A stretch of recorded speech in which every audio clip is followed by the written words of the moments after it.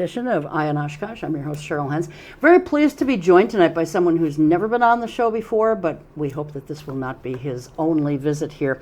Joining us is Eric Rasmussen. He is the Winnebago County Emergency Management Director here in Winnebago County, of course. And we're going to be talking tonight about emergency preparedness, planning for not just small emergencies, but potentially large disasters.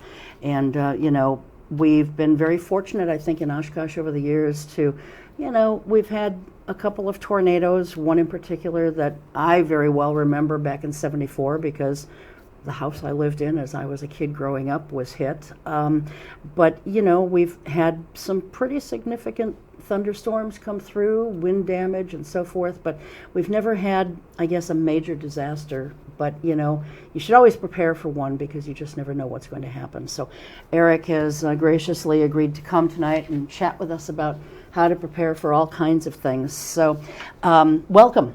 You've been on the job 3 years now, right? Almost 4 years in January. I've been the director. Yep. All right. And you succeeded Linda Coleman, who anyone who's a regular viewer of this show knows that she was on a number of times and talking about these issues. But, you can never repeat them enough, I guess. Right. So one of the first things that I want to just mention is if you're going, we've got the county's website that we're going to be putting up throughout the show. If you are listening to this show on radio, I will just tell you that you do a Google search for Winnebago County, but make sure that you are Winnebago County, Wisconsin when you click onto something. Because there is a Winnebago County in Illinois, and it caught me off guard one time because I went to it and I thought, this doesn't look or sound anything like where I live. And sure enough, I was at the one in Illinois. So if you're listening to us on radio, do a Google search for Winnebago County, Wisconsin. So, and you won't be caught off guard like I was. So let's talk first of all about emergency apps. We all have smartphones for the most part, or most people do. There are weather apps we can get on our phones. There's all kinds of stuff, but there are some emergency alerts and apps and notifications that we can get on our phones, and I guess on our computers too, probably. So let's talk a little bit about those first of all. What would be one of the main ones that you would recommend, Eric? Our cell phones themselves have an emergency alert setting. So the National Weather Service, for example, or FEMA, or even our office can send alerts wirelessly to your phone based on your location. So is that something that is available for both iPhones and Androids? It is. Yep. And you would where would you find that? In the settings? It's in the settings. Okay. Yep. In alerts, I believe it's under alerts and then emergency alerts. Okay. All right. That's good to know. Always make sure that one's on. Sometimes when they wake people up in the middle of the night, they turn those off because they're like, oh my gosh, what was that? Turn it off. And then to make sure those are on is really important because that is a really effective tool. Most counties and a lot of municipalities also have an alerting software and alerting apps. So I really recommend people sign up for those. A lot of them are subscription based. And we, at least Winnebago County and most municipalities, are not going to send out spam type stuff. You're going to get an alert on road closures or emergency action, stuff like that. That's important communication. So we really recommend signing up for those through your municipality and through your county. Okay. For Winnebago County, is that the one that's called AlertSense? Correct. Yep. Okay. One of the, a couple of things. Number one, it's not rated very well. It's rated like 2.5 stars out of 5. And that took me aback a little bit because normally I would think that something that's that serious, they would do what they need to do to fix it and make it. I mean, I don't know that there's anything wrong with it necessarily. It could just be people don't like it. It may work just fine. But do you know offhand why the rating is what it is? Or have you heard anything from folks? I don't. We've had a lot of success and been very happy with that product. A lot of neighboring counties use other similar products. Yeah. I think one of the things where that tool is a little less effective is it is subscriber based, right? So if we have say 5 or 10% of the population, that means a lot of people aren't getting those alerts right away, right, until we increase to that reverse 911 system. So it's partially that, and sometimes the user interface is a little clunky, but it does allow us to reach out and get you by cell phone or by that app. Yeah. A lot of it is not necessarily the app as much as it is just having that subscription. Preference, right? Sometimes it's just personal preference for people. I know that I signed up years ago when Linda first told me about it, and I guess it's working okay for me. I do get alerts on the phone when there's something, big going on. One thing, though, that I had forgotten was I couldn't remember for sure if I had signed up or not. So when I was at the county's website, which, by the way, you can go to the county's website, and when you're there, just in the search bar for the county, just type in emergency alert, and it'll take you right to the page that you need. But so I tried to do that and entered my email address and tried to get it set up, not remembering, of course, that I had years ago. Sure. And it wouldn't allow me. It said, this email address is already registered for alerts. So I thought, oh, okay. I guess if someone moves or whatever, say they're still in the same city, but maybe they change email addresses, they move from one place to another, and maybe they no longer have that same email address, I guess they would just forget about that and they would just sign up with their new email address then, right? Yep. Okay, all right. And in that program too, you can set it up for your home and your work. You can set up notifications to receive them, cell phone, like a phone call or a text message or an email. So I know when one goes out for me, all three of them go off at the same time and I get lots of notifications, but that's how I set mine up to make sure that I hear it or know that it's coming. Yeah, you don't want to miss it when there's something that important going on. And I do know that those things do come through for me, so I just wasn't sure exactly where they were coming from, if it was the counties or whatever. But it's worked fine for me. And the nice thing is, you just enter your own zip code, like you said, for your home or for your place of business or both. And because you can have multiple alerts, that's the other nice thing about it. And you just enter those zip codes and you pick the kinds of alerts that you want to be notified about. Right. Anything from frost warnings all the way to tornado warnings and that kind of thing. I don't know, I can't remember if I saw smog in there, but I saw something, I believe, about fire or smoke or something.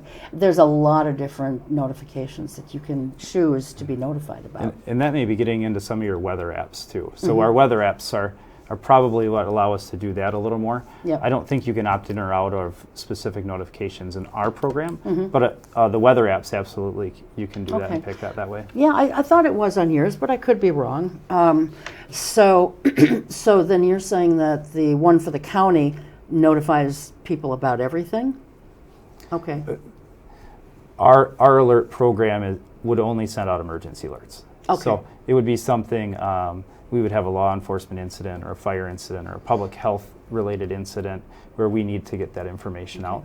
I know a lot of the municipalities will go to things more like road closures or voting is at this location, things like that. So you may get a little more from a municipality, but ours are going to be strictly emergency based. Sure. What about like silver alerts? So silver alerts are through a different program. It acts very similarly. Okay. Silver alerts, amber alerts, that's a process that needs to meet certain regulations in order to be issued, but that's not a county level activation. All right. So those aren't on there. Okay. So let's talk then about weather apps, since we are kind of getting in that corner here. There's a lot of different weather apps. And I mean, I'm kind of a weather freak, I like following weather. I like looking at radar and seeing when something's going to come. And I'm usually more accurate than the weather people on TV, but we won't go there. But it is nice to be able to, take a look at these different apps and see what really seems to be better. Right. Do you have a favorite weather app? I actually bounce between 3 or 4 of them, based on what I'm looking for and what data they're putting out for me. I also have kind of a direct line into the National Weather Service, which is a little benefit I have. You've got an advantage, yeah. But yeah, my wife and I, we often try to pick who's going to be right or who's going to be wrong with what the weather is going to happen at what time. So you kind of just have to determine what the outputs are from that, and then how you want to see the weather. You want to see lightning strikes versus a radar versus an hourly forecast. You want to look forward or backwards. Lots of them have different options. It's just kind of the one that works for you. Most of them are using the same data or very similar data. Yeah. You know what's weird though, Eric, I've found is that, these weather apps, while you think, well, they're all going to give you the same information.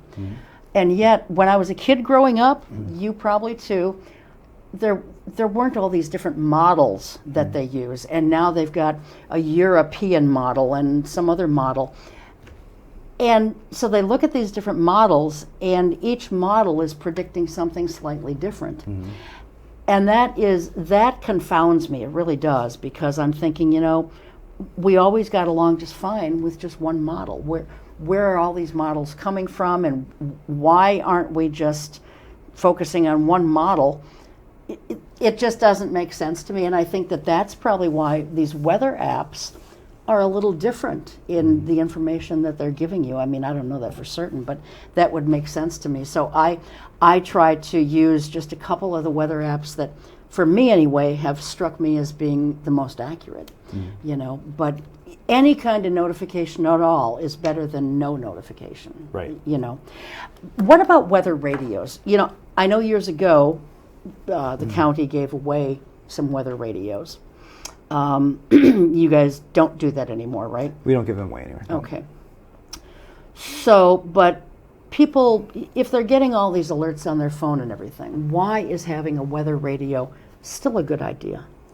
Weather radios are going to have that automatic alert notification, and people can sleep through a phone message or a phone notification. I don't think anybody can sleep through a national NOAA weather radio. When those things go off, they're loud. They are. And if you turn the sound down, that's defeating the purpose.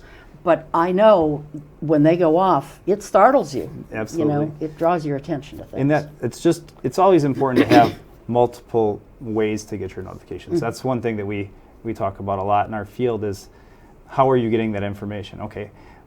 So this system was down today. What's the next way you're getting that method? And those weather radios are one that have kind of withstood the test of time and are still one that we really recommend very heavily, because they're very effective, and they are a really fast and efficient and effective way to get you those important alerts.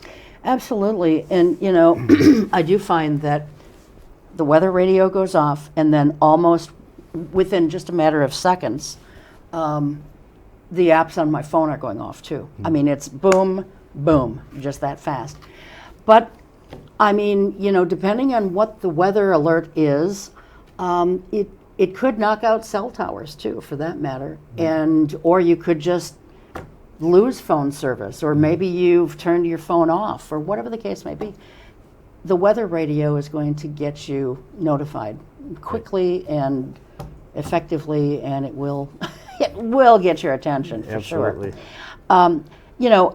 Now maybe we're overdoing it, but we've got a weather radio in the house, and we've got one in the garage, because if we're outside, we want to be alerted to something potentially dangerous happening. And someone said to me, well, that's what the tornado sirens are for. Yes, but the weather radios offer something above and beyond the tornado sirens, right?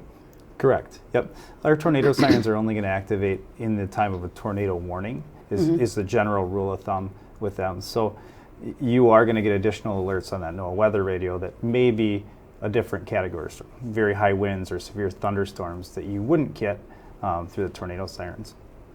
Tornado sirens are a program that is not lasting the test of time as much as weather radios are. That technology is becoming a little less reliable as those systems age. And a lot of times there's a little lapse, right, between when the National Weather Service pushes that button and issues that warning, your weather radio is going to go off immediately.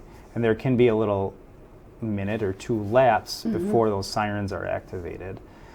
Sirens also, the effectiveness and the range depends on what's happening outside, right? Sure. If it's a very windy day and the wind's blowing away from you, the sound's also not going to carry as well in your direction. So again, another great tool to be prepared and listen for, but also having those multiple methods make it really effective.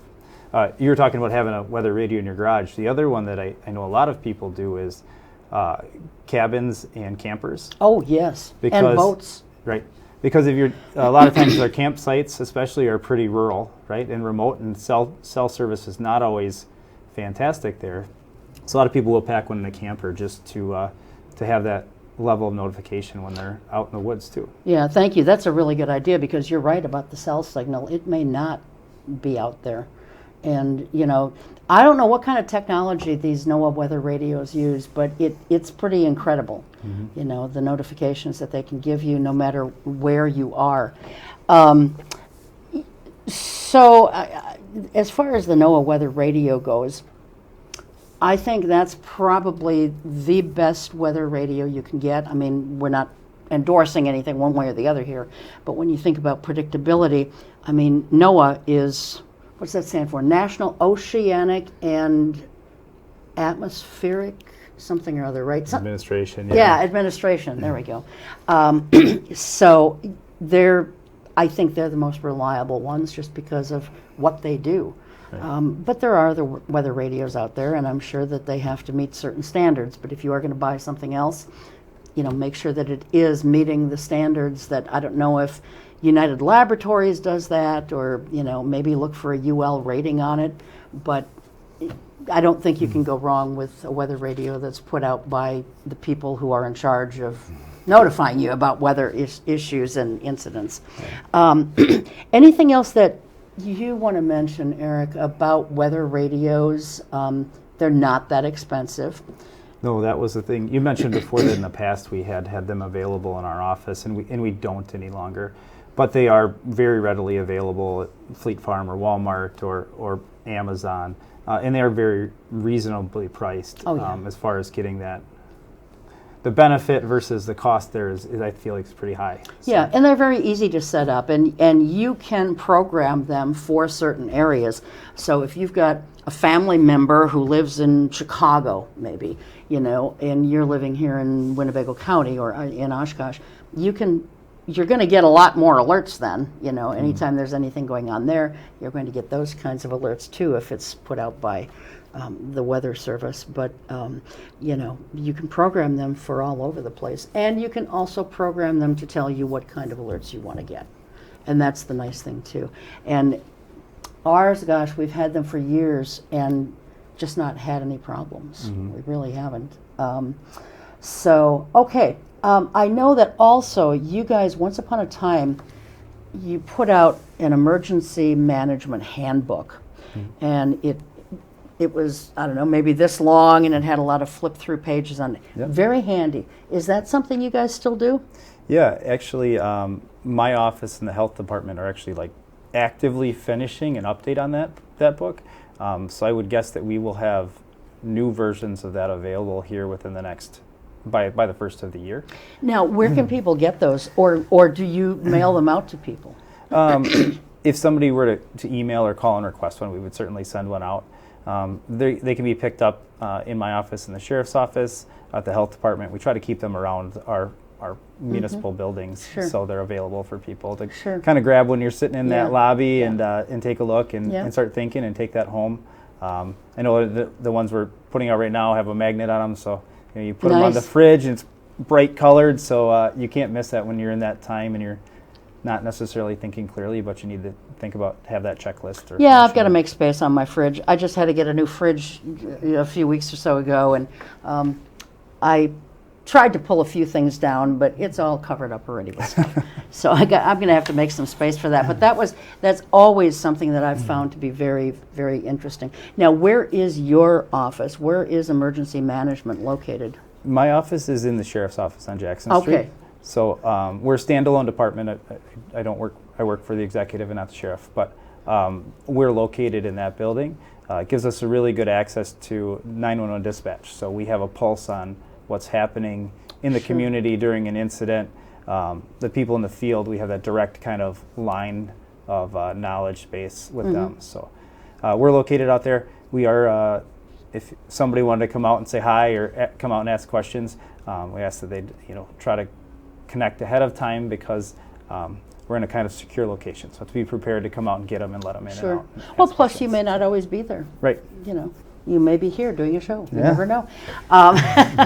But so, and as far as the health department goes, I used to know where every little thing was, and the county has rearranged its offices so much over the years that I'm kind of embarrassed to say I'm not sure where the health department is right now. Where are they located? So the health department is on the second floor of the David Albrecht Administrative Building, or County Administrative Building. It's on Otter Ave. It's 112 Otter Ave. Okay. So near the post office. I was just going to downtown say, that Oshkosh. sounds like it might be across the street from the post office. Yep. Okay. And that's called the what? The County Administrative Building, or Dave Albrecht Administrative Building. Dave Albrecht. Okay. What's in the Orrin King building these days? The Orrin King Building, I believe, is just the DA's office. Okay. Oh, see, I didn't even know that they had moved there. The last thing I knew, they were in the beach building. Yeah. See, it pays to stay on top of this stuff, and you guys got to stop moving around and confusing residents. I know it's been a long problem. I was in planning and zoning up until about 2017, and we were in that building, and then we were downtown, and we've kind of, the county offices have shuffled around. Musical chairs, right? Right. For sure. All right. Anything else? Oh, I know. You mentioned reverse 911 before, and then you mentioned that you're in the sheriff's department building because you're closer to the emergency dispatch. You mentioned about reverse 911 being set up or something like that, Sure. being in use. What exactly is that? Reverse 911 is a system, it's called IPAWS. It's a federal system. And what that allows us to do is draw a boundary around an area. And through the reverse system, ping all the cell phones in that area. So if we have an alert, we need people to stay in their home, not stay in their home, keep an eye out for somebody. We have the ability to send that to a specific location, regardless of if people have signed up or not. Similar to what the weather alerts, right? Sure, if I'm at this sure. location and this goes under the tornado warning, I'm going to get that alert based on my location, not necessarily where my resident is or something like that. Right. So similar system, but it allows us to send those emergency alerts. Again, and that's a program that there are regulations on when we can issue those alerts. So if you get those alerts, they're going to be important ones. Sure. So. Speaking of 911, this is something that I know years ago it was a concern, and I want to pick your brain here a little bit, Eric, and see if this still is an issue. When people first started to get rid of their landline phones, their home phones, professionals said, you may want to rethink this, because with a landline phone, if you call 911, they can tell immediately exactly what your address is. With your cell phone, it may not be as accurate. They may not be able to tell as quickly exactly where you're located. I would hope that over the years, especially as so many people have done away with home phones, that this would have become a little bit more accurate.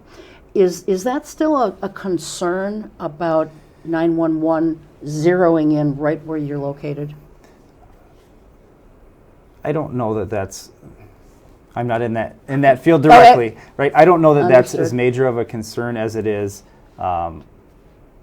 them being able to reach out to you. Say there's an incident at your home, or something's happened to a loved one.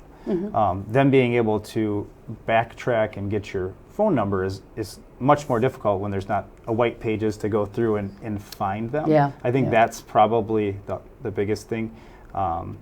The employees in our dispatch center are incredible. The way that they can data mine and figure things out, they're truly incredible employees, and Yeah. their ability to navigate through that stuff is really impressive. Well, and to be able to do it as quickly as they do, because, let's face it, when there's any kind of an emergency, there's no time to lose. And every second that is lost is potentially life-threatening. And so that's great to hear that we've got, I have to say, I think that all of our city and county employees really do, for the most part, a really wonderful job. Once in a while you find someone who maybe they're having a bad day, or maybe they just don't like their job so much anymore. And every once in a while you find a crab apple. But for the most part, I think you guys all do an incredible job, and you try to make local government and the services that you provide as user-friendly as possible. And so I, as a taxpayer and citizen here, I appreciate that very much. Because sometimes the jobs that you do are very difficult. Yeah, and I'm glad to hear that. I've had very similar experiences with a lot of our response agencies and municipalities, and I know sometimes things don't always go perfectly, but everyone is always willing to try to get better and improve services and Sure. Serve our residents better. So if you do have a suggestion or a complaint, in an appropriate tone and an appropriate manner, In a nice everybody's way. willing to listen and learn and Yeah. try to explain differences and figure out if there's a better solution for Sure, some things. sure, absolutely. Well, wonderful. Do you have anything else about those topics before we move on to, putting together emergency family emergency plans and that kind of thing? No, just make sure you have multiple ways to get those emergency alerts and notifications. We all rely very heavily on our cell phones now. Oh, yeah. But as we saw with the recent hurricanes, sometimes that network's not always that reliable, and it can go down, and then you lose that method. So make sure you have a method that is not strictly cell phone based or cell tower based. That's why the NOAA weather radios are good. And, the thing is, mine they're all plugged in. We plugged them in when we first got them, and they've stayed plugged in. But I do believe that they have the option of just being battery operated also. So you can take them with you if you do have to leave. Say you have to evacuate. That's one thing you should probably be taking with you. Right. So, all right. Well, let's talk about family emergency plans and, who needs one and how do they start to be put it together, and what kinds of things should be considered with a plan like that. Yeah, so our plans are going to vary greatly from household to household. A lot of those factors that we talk about when we're developing that plan is who's included first. A lot of our residents, keep an eye out for a grandparent or a cousin or a nephew or a neighbor in our community. So important to think of not just who's in your home, but who else is really important for you to take care of or make sure that they're okay in an incident. So that's kind of our first piece, right? Sure. And then how are we going to communicate with them? So we talked about cell phones are obviously the most efficient way for us to communicate, but if that doesn't go down, how else are we going to be able to communicate with each other? And then locations. If I'm at home and I can't be at home anymore, where should I go? Is it someplace that's across the road because that's my fire location, or I have to leave my house and I have to go to evacuate somewhere away? Do I have a friend or a relative that I should be at, or should I be at the mall? Where are those locations that we're going to go to? And then a lot of just differences in what your needs are as a family, based on where I work or what my hours are, the age of my kids and what they're involved in. All of those things are going to play a different factor. And a lot of times home plans can be very, very important. One of the reasons I like to tell people that home plans are important is the importance of home plans is kids in school, right? We haven't had a student death in a fire in a school in over 50 years. And why is that? Because they practice, right? So plans are great, but they're only as good as we continue to talk about them and keep them fresh and remind each other what they are and evaluate them to know, like, my job changed now. I'm at a new location, or we now have dogs. We need to account for our dogs, or somebody's moved in or moved out, or somebody has a medical condition that we need to take care of. So,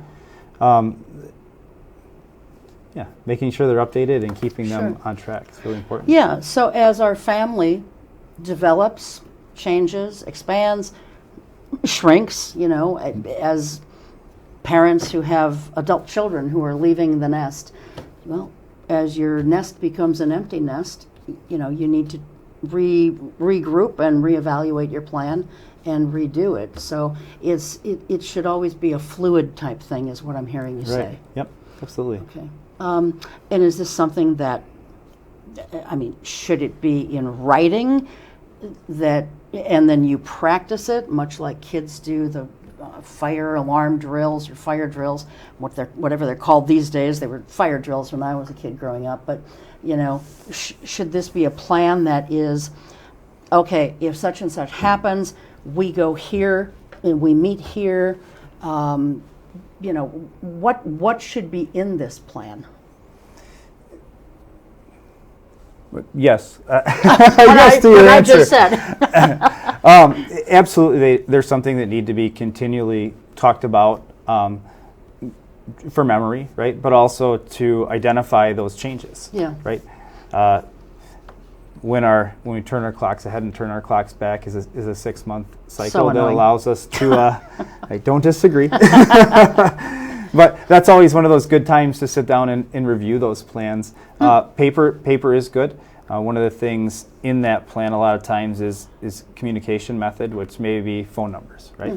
So there are very few phone numbers I remember anymore because they're all on my phone. So if I didn't have my phone or something happened in that way, a lot of that stuff is in there that gives you another backup plan for that.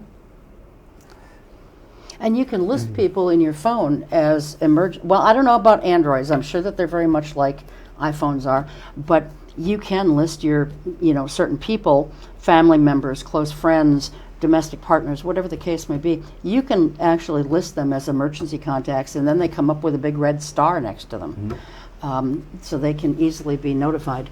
I'm hearing, I hope, there's some weird noise going on. I hope that's not being picked up on the microphones, but at first I thought it was pouring down rain, but I don't think that's the case. I don't know what it is. Okay, so have that emergency plan and have it always be sort of evolving. Putting together a disaster supply kit. Now this is a little bit more involved, and there are certain things that should go in there. Let's talk about some of the things that should go into this emergency or this disaster supply kit. Sure, absolutely. So disaster supply kits are something we generally recommend 3 to 5 days. So if there's an incident and you need to leave your home or stay in your home for 3 to 5 days, if there's a major incident, that may be how long it is before first responders are able to get to you if you don't have a life-threatening injury. So some very basic things, water, food, and then a way to prepare that food. Flashlight, batteries, ways to communicate, cell phone chargers, clothing, medical supplies, some basic tools. And then as you get into your family, similar to our family plans, we have differences in what we need in those kits. Do you have a young child? Then you're going to need diapers and wipes and baby formula. Do you have pets, or do you have pets that have special dietary needs? Do you have prescriptions? Right, prescriptions, eyeglasses, sometimes copies of important documents. If we lose our passport or we lose our bank account numbers, how can we get those more efficiently and save us some of those headaches there too? And a lot of things. I know some people might say, "Oh, you don't want to put all that stuff in your phone," but you can put a lot of different lists of things like the phone numbers you were talking about and things like that, you can put those in a special list on your phone so that you don't have to go scrolling through your phone to try and find emergency contacts. They can just be right there. Lists on a phone. I mean, this is more than a phone. It's called a smartphone because it does so many different things. And, we just have to use it in a way that it was kind of designed. There's so many great apps out there now for all kinds of things. And I know that the American Red Cross has an app that's free to download. It's a wonderful app. It provides you basic first aid for us, basic first aid for pets, specifically dogs and cats, but it might apply to rabbits or whatever else you might have. But these are free apps, and so why not take advantage of them? And speaking of the American Red Cross, they also have other apps. I mean, if I wanted to, I could pull them all up because I have them on my phone. They're specific emergency type apps for different kinds of situations. A tornado, a hurricane, a flood, all these different things. And yeah, some people might say, sure, you're emergency happy. You're crazy with all this stuff. But I don't, having been in a house that was hit by a tornado, I look at things a little bit differently than I think most people do. I make sure that we're prepared. And we try to be prepared for almost anything. We keep certain things in our cars for the dogs and for us and so forth.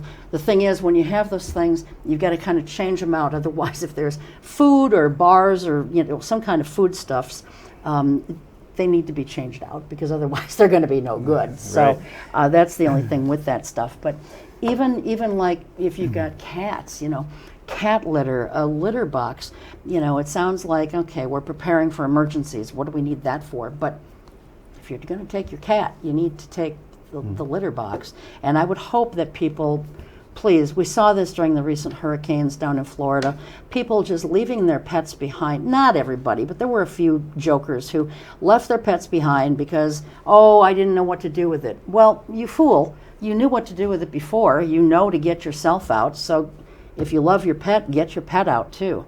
I don't tolerate idiots too well.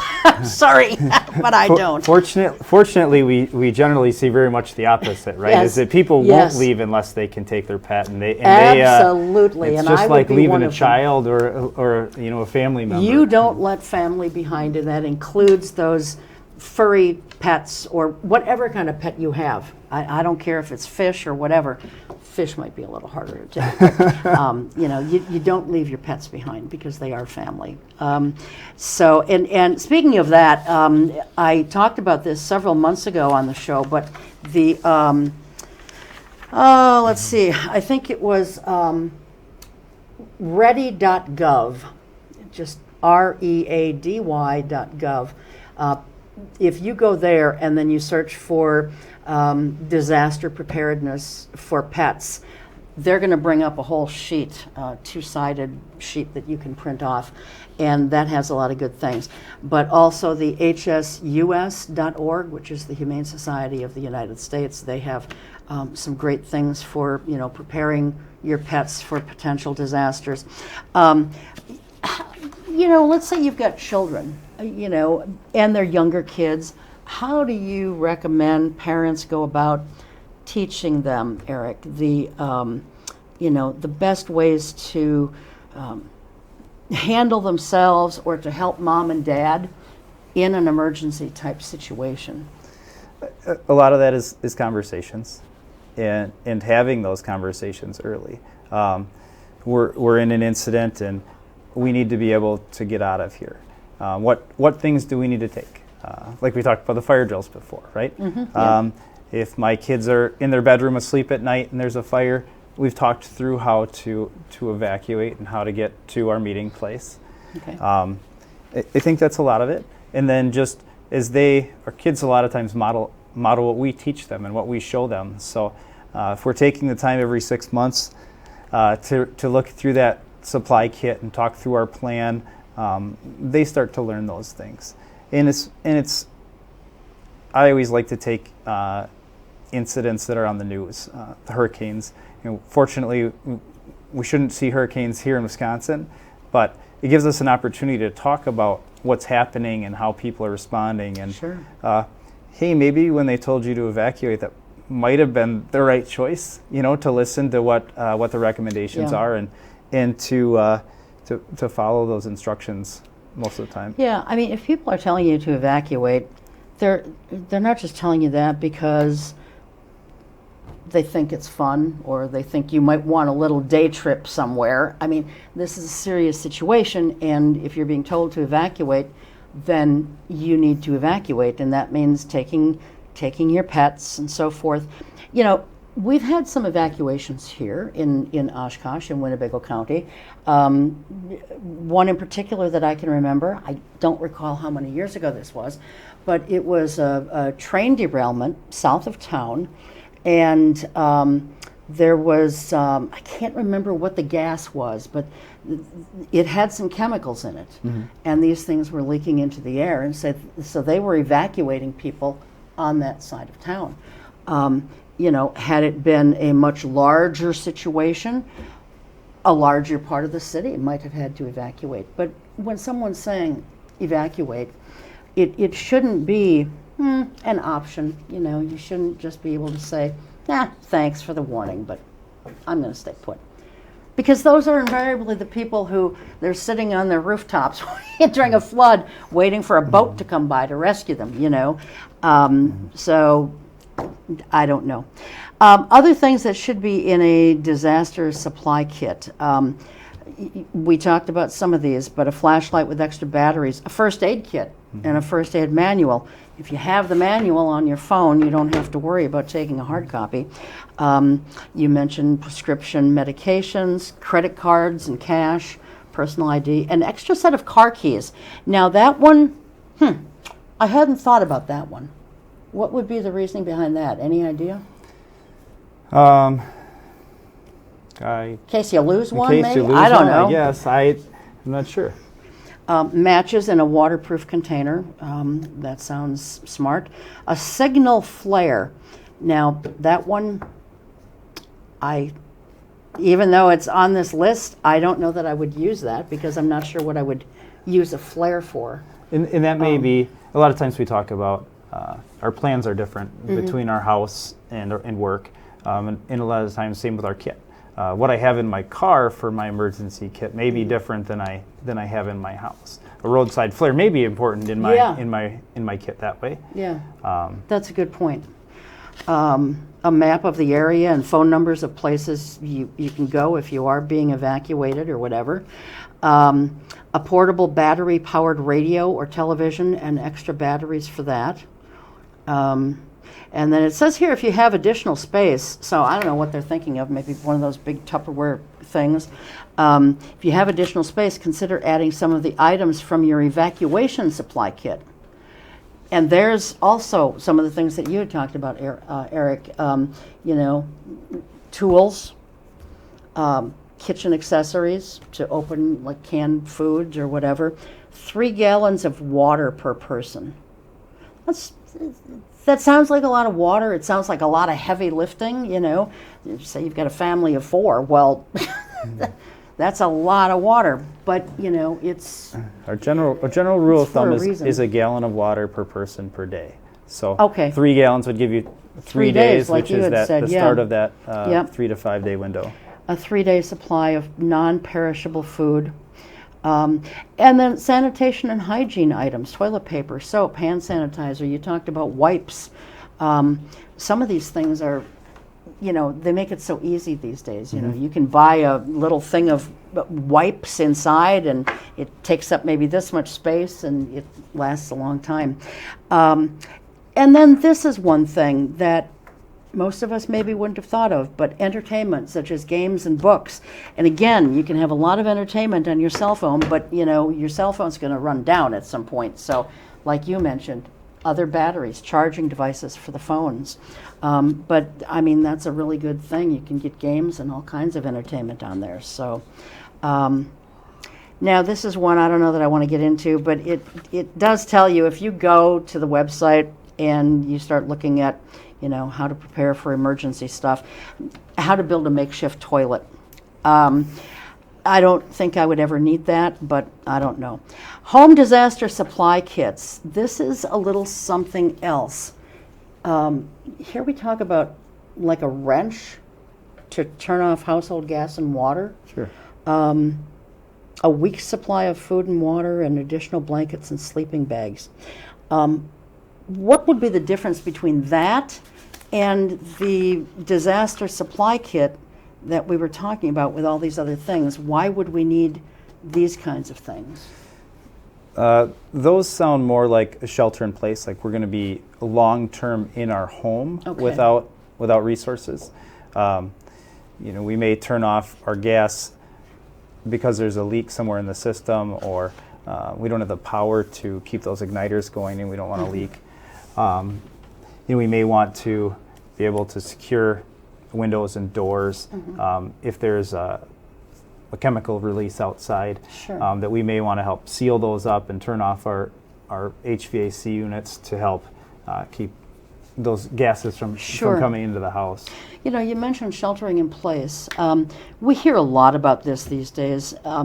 Most often, I think we hear about it in the news with respect to schools when there's a school type emergency. What determines if people should be sheltering in place or they should be going somewhere else to shelter? And if they are having to go somewhere else, where usually are you directed to go? I'm sure it depends on the emergency, but talk to us a little bit about the difference between those two things. Yeah. The incident is going to drive a lot of those decisions.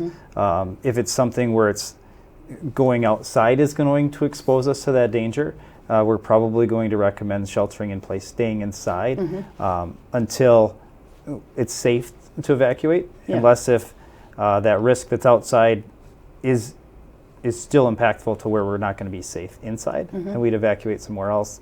A lot of that information and those decisions are going to be made by our first responders. They're the ones who are on the scene and say, yes, this thing is really bad, we need to get people out of here, or we just need people not to come outside for a while and stay inside and be safe there. And a lot of that communication then to where you're going to go. You're going to first get that information from those responders as they're giving you direction or notifications through your phone or through our alerting systems, the radio, stuff like that, or where you're going to start to hear those recommendations. Sure. It does here in the information I pulled down talk about boiling water. And I want to touch on that a little bit because you and I were talking about this before the show. And I said that I've never been in a situation where we'd have to boil water. And you brought up, coincidentally, something that just happened in a neighboring community not all that terribly long ago. Talk to us a little bit about that. Yeah, last week there was a water main break in the village of Fox Crossing. So something that's not terribly uncommon is a water main break. They happen, they freeze or through construction. But they had one that was pretty major and impacted their water supply. So for, I believe it was about 3 days, they issued a boil water order. So they were recommending that people boil their water before they use it to make sure that it was free of chemicals or contaminants. Any kind of debris, until they could make sure that that water supply was tested and safe for people to drink again. So again, we used our alerting systems, and the village used their alerting systems to send out communication for that. And then that's neat. We worked really closely with the health department and the village to kind of make sure that people knew what they were supposed to do and how to handle that, and got out the information, and they got their water system back on as soon as they could. Yeah, and you were telling me their water towers. How many do they have? 2? There were 2 that were impacted by this one. Okay, and you said that they completely used up those water supplies. Yeah, they went through a lot of water very, very quickly when that water main broke. Yeah.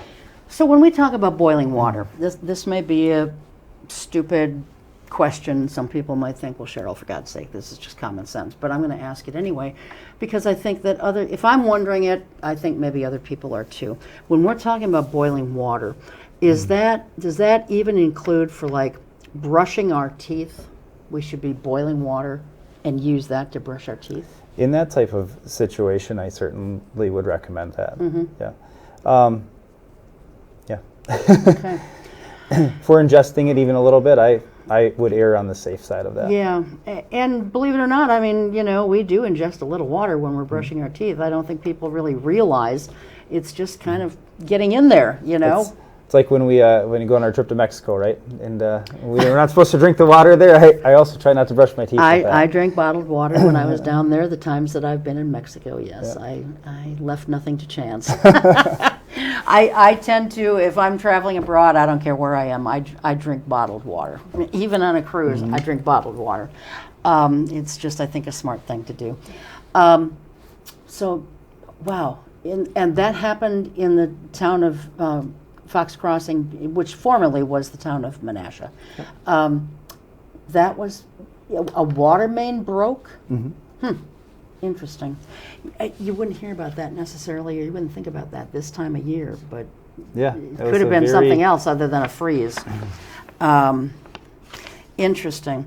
Okay, food, if you're going to be packing food into your emergency or your disaster kits, you said again a 3-day supply, 3 to 5 days.